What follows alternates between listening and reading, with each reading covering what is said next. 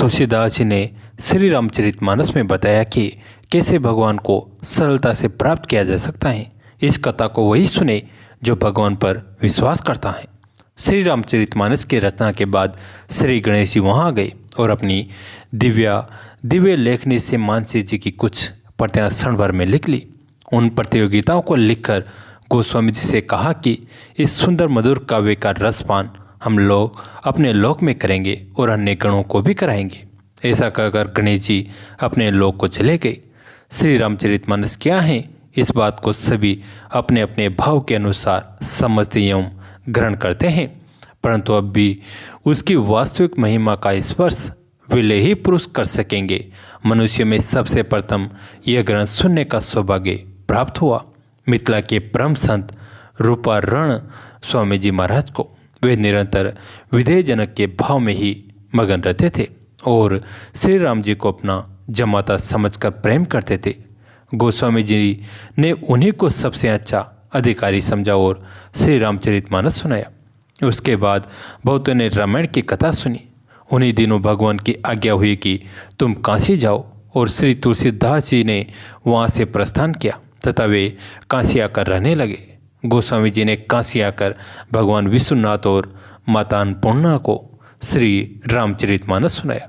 काशी में ब्राह्मणों और विद्वानों ने इस ग्रंथ को बहुत विरोध किया। वे कहने लगे कि कैसे इस बात का पता लगेगा कि रामचरितमानस में लिखी बातें शास्त्रीय हैं या नहीं। इसका प्रमाण कुछ है ही नहीं। निश्चय हुआ कि ग्रंथ को विश्वनाथ जी के मंदिर में रात भर रखा जाए और शंकर को स्वयं प्रातः निश्चय करने दिया जाए। समस्त शास्त्र और वेदों के नीचे मानस जी को रखा गया। सवेरे जब पट खोला गया तो रामचरितमानस सबसे ऊपर थी और उस पर लिखा गया हुआ था सत्यम शिवम सुंदरम और नीचे भगवान श्री शंकर की हस्ताक्षर थी। इसका अर्थ है कि इसमें जो लिखा है वो सब सत्य है, शिव है और जीवन को सुंदर बनाने वाला है।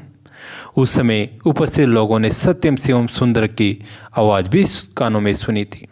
मानस के प्रचार से काशी के संस्कृत पंडितों के मन में बड़ी चिंता हुई। उन्होंने सोचा हमारा तो सब मान महात्म्य ही खो जाएगा। वे दल बांधकर तुलसीदास जी की निंदा करने लगे और उनकी पुस्तक को ही नष्ट कर देने का षड्यंत्र रचने लगे। पुस्तक चुराने के लिए 2 चोर भेजे गए। उन्होंने जाकर देखा कि तुलसीदास जी की कुटी के आसपास 2 वीर हाथ में धनुष बाण लेकर पहरा दे रहे हैं। वे बड़े ही सुंदर श्याम वर्ण और गौर वर्ण के थे। उनकी सावधानी देखकर चोर बड़े प्रभावित हुए और उनके दर्शन से उनकी बुद्धि शुद्ध हो गई। उन्होंने श्री तुलसीदास जी के पास जाकर सब वृत्तांत कहा और पूछा कि आपके ये सुंदर वीर पहरेदार कौन हैं। तुलसीदास जी समझ गए कि प्रभु श्री राम लक्ष्मण ही है। तुलसीदास जी के नेत्रों से आंसुओं की धारा बह चली। वाणी गदगद हो गई। अपने प्रभु की कृपा समुद्र में डूबने उतरने लगे। उन्होंने अपने को संभाल कर कहा कि तुम लोग बड़े भाग्यवान हो, धन्य हो कि तुम्हें भगवान के दर्शन प्राप्त हुए। उन चोरों ने अपना रोजगार छोड़ दिया और वे भजन में लग गए। तुलसीदास जी ने कुटी की सब वस्तुएं लुटा दी। मूल पुस्तक यत्न के साथ अपने मित्र टोडरमल अकबर के नवरत्न में से एक के घर रख दी। श्री तुलसीदास जी ने एक दूसरी प्रति लिखी। उसी के आधार पर पुस्तकों की प्रतिलिपियाँ तैयार होने लगी। दिन दुना रात चौगुना प्रचार होने लगा। पंडितों का दुख बढ़ने लगा। उन्होंने काशी के प्रसिद्ध तांत्रिक वटेश्वर मिश्र से प्रार्थना की कि हम लोगों को बड़ी पीड़ा हो रही है, किसी प्रकार तुलसीदास जी का अनिष्ट होना चाहिए। उन्होंने मारण प्रयोग किया और प्रेरणा करके भैरव को भेजा। भैरव तुलसीदास के आश्रम पर गए। वहाँ हनुमान जी को तुलसीदास जी की रक्षा करते देखकर वे भयभीत होकर लौट आए। मारण का प्रयोग करने वाले वटेश्वर मिश्र के प्राणों पर आ बीती, परंतु अब भी पंडितों का समाधान नहीं हुआ। उन्होंने श्री मधुसूदन सरस्वती नामक महापंडित के पास जाकर कहा कि भगवान शिव ने उनकी पुस्तक पर सही तो कर दी है, पर तो ये किस श्रेणी की पुस्तक है ये बात नहीं बतलाई है। मधुसूदन सरस्वती अद्वैत संप्रदाय के प्रधान आचार्य थे। पंडितों ने कहा अब आप उसे देख के और बताइए कि वह किस समकक्ष हैं। श्री मधुसूदन सरस्वती ने रामायण की पुस्तक मंगाई, उसका अध्ययन अवलोकन किया और उन्हें बड़ा आनंद हुआ। उन्होंने उस पुस्तक पर लिख दी, आनंद कानने आसमेन जगमस्तुल सीतरू कविता मंजरी भांति राम बरमर भूषिता। अर्थात इस आनंदवन काशी में तुलसीदास जी चलते फिरते तुलसी के वृक्ष के समान हैं। इनकी कविता मंजरी के समान है जो सदैव श्री राम रूप भरमर से सुशोभित रहते हैं। अर्थात तुलसीदास जी की कविता मंजरी पर श्री राम जी भरमर की भांति मंडराते रहते हैं। तुलसीदास जी की कविता कभी भी श्री राम जी से पृथक होती ही नहीं। टोडरमल ने श्री गोस्वामी तुलसीदास जी को रहने के लिए 80 घाट पर स्थान और एक मंदिर बनवा दिया। श्री गोस्वामी जी वहाँ रहने लगे। एक बार एक विपरचंद नामक ब्राह्मण से हत्या हो गई और उस हत्या के प्रायश्चित के लिए वो अनेक तीर्थों में घूमता हुआ काशी आया। वह मुख से पुकारता कहता था, राम राम, मैं हत्यारा हूँ, मुझे भिक्षा दीजिए।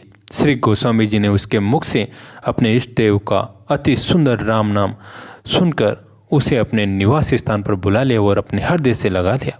गोस्वामी जी ने बड़ी प्रसन्नता से कहा, तुझे जाके बदन ते धोके हु निकसत राम, ताके पग के पग तरी मेरे तन को चाम। यह वैराग्य संदीपनी ने कहा है। फिर उसे अपनी पंक्ति में बैठाकर प्रसाद बक पवाया, जिससे वह शुद्ध हो गया। काशी के ब्राह्मणों ने जब यह बात सुनी तो उन्होंने एक सभा की और उसमें गोस्वामी जी को बुलवाया। सभी पंडितों ने गोस्वामी जी से पूछा कि प्रायश्चित पूरा हुए बिना ये ब्राह्मण कैसे शुद्ध हो गया।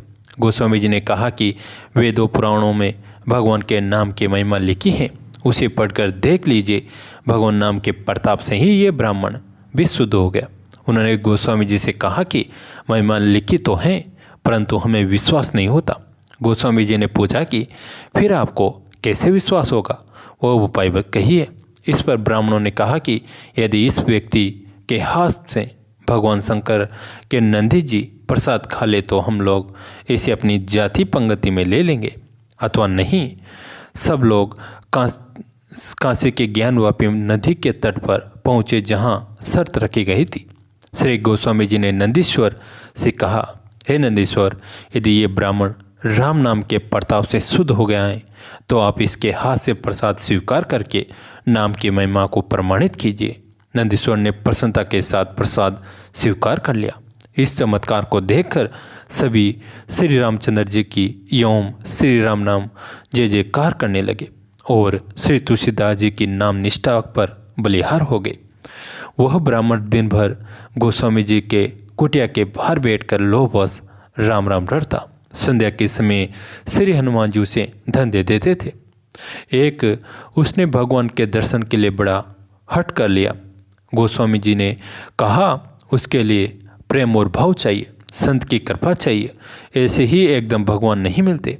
उसने कहा, आप समर्थ महापुरुष हैं, आप भगवान के दर्शन करवा सकते हैं। वह हट पर अड़ गया। गोस्वामी जी ने कहा, ठीक है, यहाँ सामने इस पेड़ पर चढ़ जाओ, पेड़ के नीचे त्रिशूल गाड़ दो और उस त्रिशूल पर कूद पड़ो, भगवान के दर्शन हो जाएंगे। वो त्रिशूल गाड़ कर वृक्ष पर चढ़ा परंतु कूदने की हिम्मत नहीं पड़ी। एक घुड़सवार उधर से जा रहा था। उसने पूछा कि पेड़ पर क्या कर रहे हो? ब्राह्मण बोला, तुलसीदास जी ने कहा है पेड़ पर से त्रिशूल पर कूदो, तुम्हें भगवान श्री राम के दर्शन होंगे। उस व्यक्ति ने कहा, क्या सच में यह बात तुलसीदास जी के श्री मुख से निकली है? ब्राह्मण बोला, जी हाँ। वह व्यक्ति तुरंत पेड़ पर चढ़कर त्रिशूल पर कूद पड़ा। उसे भगवान ने आकर हाथ से पकड़ लिया और उसे श्री राम के दर्शन प्राप्त हो गए। हनुमान जी ने उसे तत्व ज्ञान का उपदेश दिया। कैसी लगी आज की कथा कमेंट में ज़रूर बताएं। दोस्तों, इस कथा को अपने दोस्तों के साथ, फैमिली के साथ शेयर कीजिए। कहानी अंत तक सुनने के लिए धन्यवाद। दोस्तों, इसका अगला भाग जल्दी आएगा। धन्यवाद।